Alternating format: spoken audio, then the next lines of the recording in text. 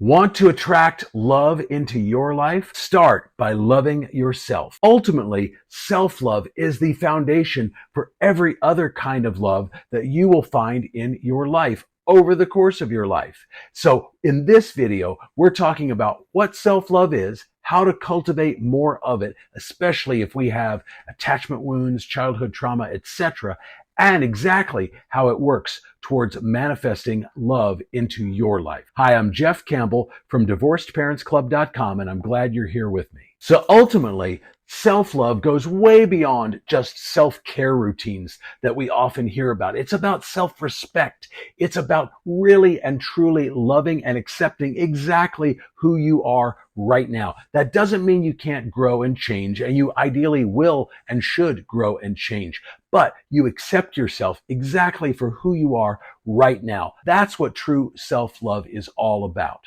You've got to love and accept yourself and know your worth. Know what you bring to the table, and don't be willing to settle being in a relationship with somebody who doesn't value what you bring to the table. Because ultimately, self-love is the foundation on which every other kind of love is built. If you understand the concept of the law of attraction, then understand that like attracts like. In other words, the energy that you give out to the universe, how you are, how you feel about yourself, you're going to attract people into your life who feel that same way about themselves. So if you have an energy that's kind of needy and clingy and desperate and, oh my God, I'm never going to find love in my life, guess what? You're going to attract people who feel that way about themselves. And then it's kind of two toxic people coming together to kind of create this toxic mess.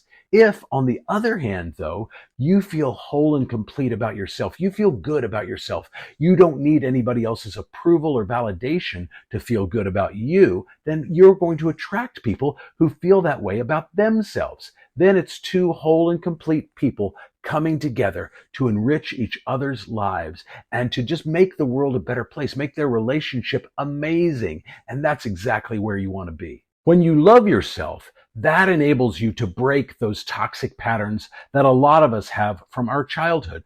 I tend to gravitate towards an anxious attachment style. Ultimately, I have a fear of abandonment rooted in some childhood trauma issues. And if I don't ever work through that, now self-awareness is half the battle, but if I never work through that, I'm always going to attract people that also have a fear of abandonment, either with an anxious attachment style or an avoidant one. And guess what? Those two attachment styles tend to gravitate towards each other. And a lot of my past relationships have indeed reflected that. But when you can cultivate self-love, you're going to break those toxic patterns and find yourself in the most enriching and rewarding relationships of your life. And more importantly, self-love gives you the power and enables you to walk away from toxic relationships or other relationships that aren't fulfilling, that aren't what you need, want, and deserve, because you feel good enough about yourself to be able to walk away when you need to. What you need to do to cultivate this is to cultivate a life filled with joy. And that means hobbies, activities, friendships, things that bring you joy. Think about what brings you joy and do more of those things. That might also mean that you need to cultivate new hobbies and new habits and find new things that bring you joy, especially if you're recently out of a long-term relationship where you may have let your friendships and hobbies and activities kind of go by the wayside. That happens a lot. So maybe think of some new things that cultivate joy and that will bring you joy. I'll give you a quick example here. I recently, just a week ago, as of the time of this recording, lost the love of my life. I lost my fiance, literally. She is no longer here with us. And I'm feeling lost and despondent and alone. And I'm not thinking about attracting love into my life. That's the last thing on my mind right now. But I am thinking about looking into getting into being a mosaic artist, because that's what she did.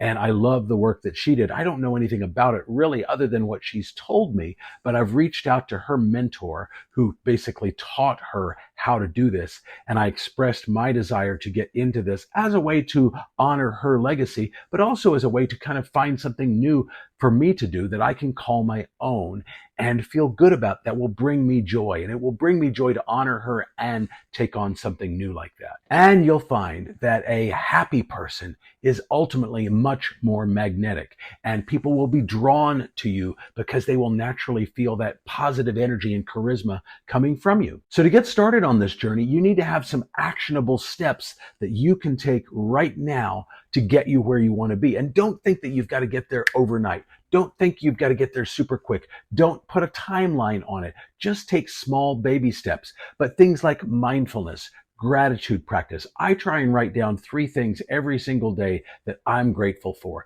These don't have to be huge, gigantic, super important things. Anything that you feel grateful about, however small, is worth writing down. But make sure you write it down, and ideally write down at least 1 thing a day that you are grateful for. Also, don't be afraid to set boundaries. And I don't just mean in romantic relationships, with friendships, family, whatever. Don't be afraid to know exactly where your lines are and to let somebody know in a loving, kind, but firm way when they cross those boundaries. Hold them to it. Ultimately, people will respect you more if you don't let them cross your boundaries, and they'll be far less likely to do it again if you hold them to that, again, in a kind, firm, but loving way. Ultimately, the journey of finding love, finding that next great love of your life, maybe the love of your life that will last the rest of your life. Ultimately, that journey starts with loving yourself. And you'll likely never find that kind of love if you don't love yourself. So start small. Remember, take baby steps. This isn't an overnight fix, especially if you, like me, have a lot of childhood baggage and trauma and things like that, and maybe some toxic relationships in your past. This will take time. Don't be afraid to start small. Don't be afraid to be patient with yourself. Don't be afraid to stumble and have to start over again, or pick up the pieces where you left off and just keep going. Be kind to yourself. Be loving to yourself. Love yourself, and ultimately other people will love you too. I'll see you in the next video.